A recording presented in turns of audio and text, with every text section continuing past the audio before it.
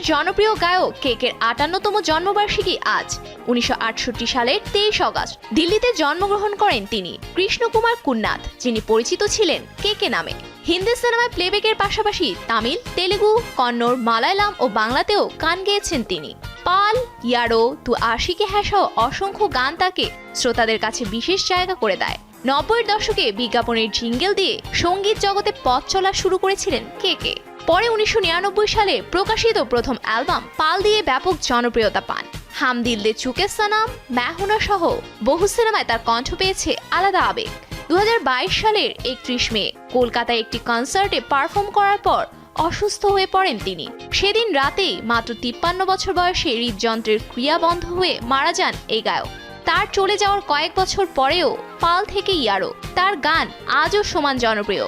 জন্মদিনে তাই নতুন করে স্মরণ করছেন ভক্তরা প্রিয় কণ্ঠশিল্পী কেকে।